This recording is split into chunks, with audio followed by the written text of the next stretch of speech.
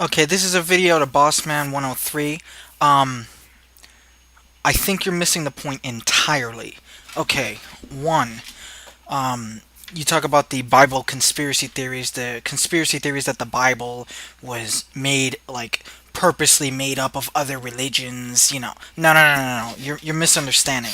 That's not what atheists are trying to say. Some are, I'm sure, but that's not what most are, when we talk about this. What we're saying is that clearly Mark misunderstood the original Hebrew. He wrote the first gospel in Greek. He misunderstood the Hebrew words. For instance, the born to a maiden thing, he translated as virgin, when they actually have a word for virgin, and it's not the word that they use in Hebrew. That word can be used for virgin, like a maiden can indeed be a virgin, but typically that's not what the word's used for. Typically, it's something closer to newlywed or young woman. Um, Second, uh, we're not saying it's a conspiracy. We're not saying it was on purpose to deceive anyone.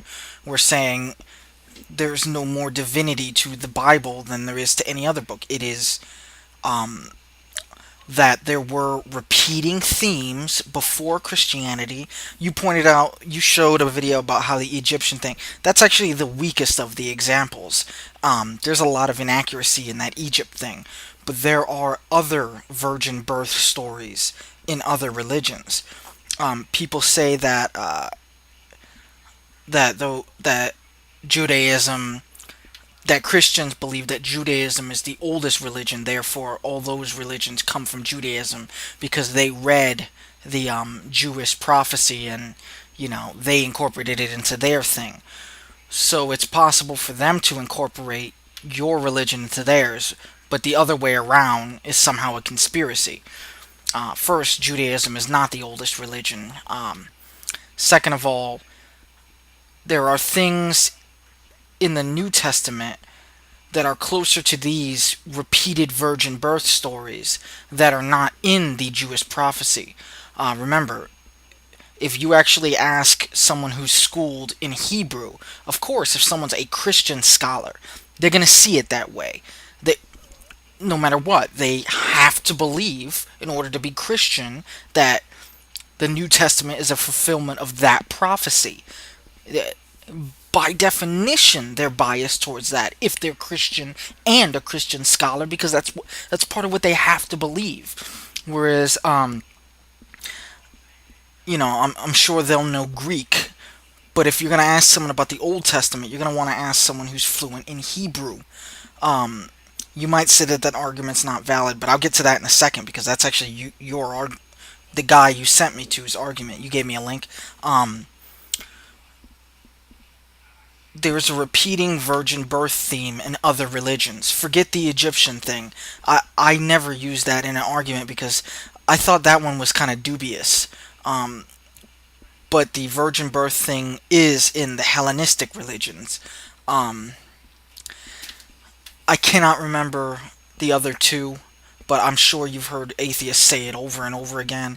Again, they always throw the Egyptian thing in there. I do kind of see parallels, but that that one was dubious. I'll give you that.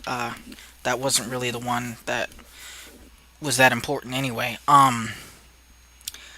Lastly, you made the argument that I was just talking about that.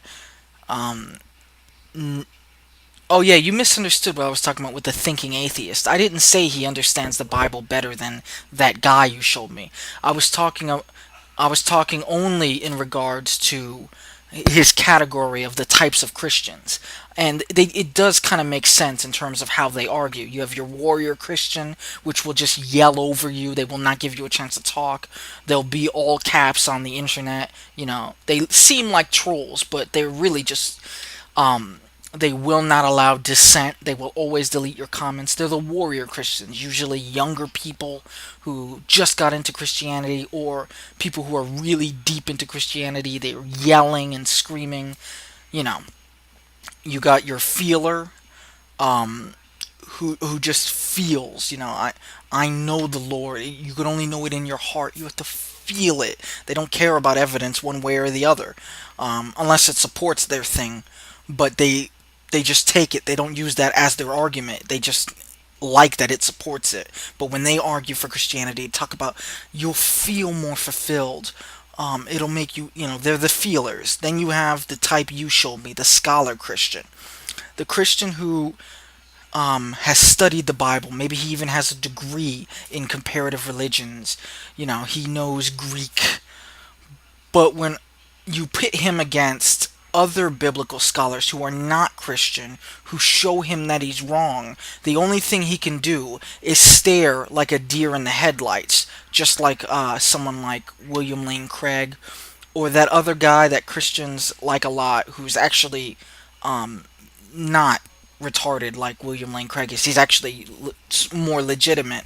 I can't remember what his name is, but even him, when scientists show him the things that he's wrong, he's great when arguing against laymen because he is pretty well learned.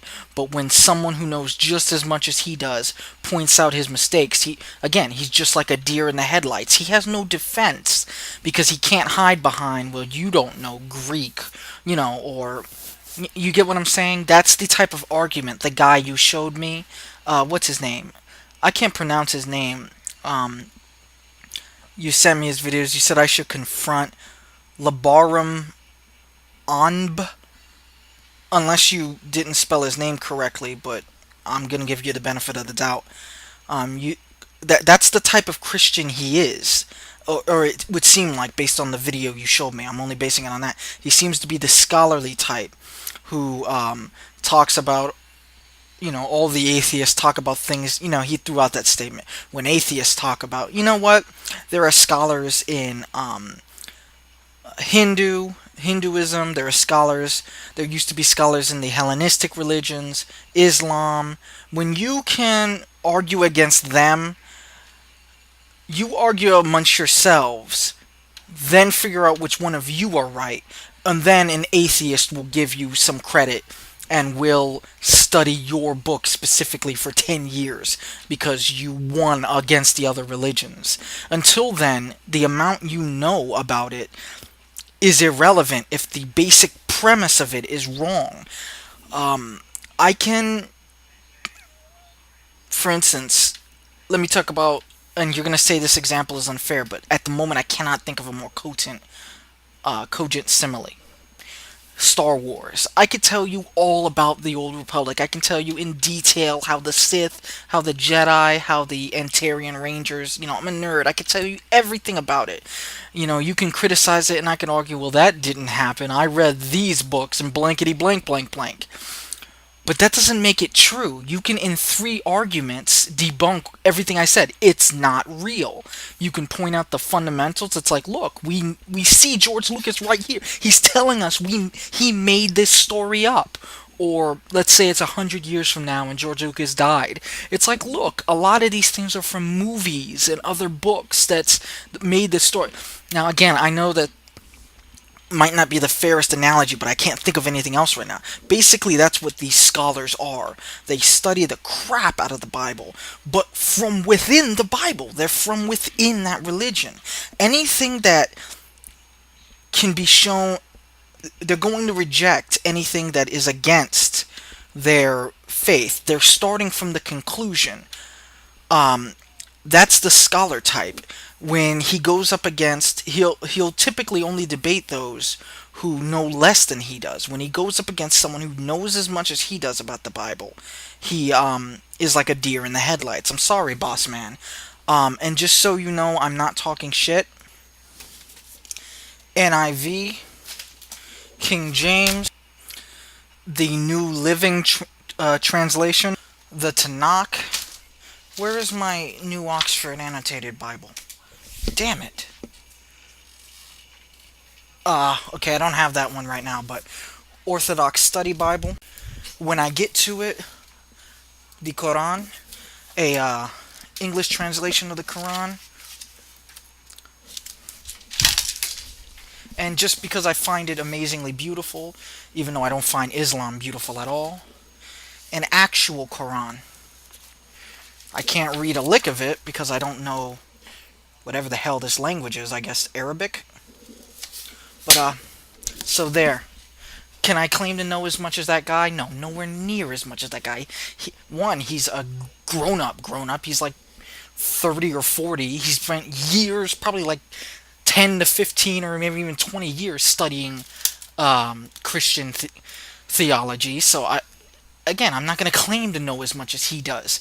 What I am saying is that it doesn't matter how much, if you create an entire math system about how 2 plus 2 equals 5, and you create complex mathematical systems, and you have 50 universities teaching that type of math, with loopholes and mental gymnastics and all the things.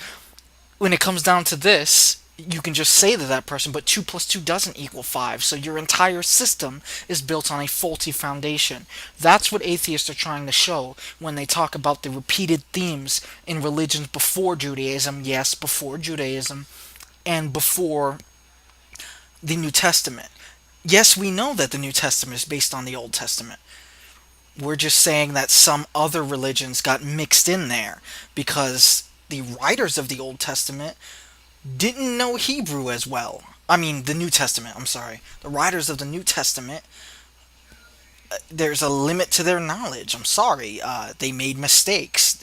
They incorporated other myths into it, or at least those other myths tainted what they were doing when they were first writing the Gospels. That's just the state of affairs. I don't know what to tell you. Again, I'm sure you can have this guy talk about, I have this Uber Bible. I can buy one of those too. Who gives a damn?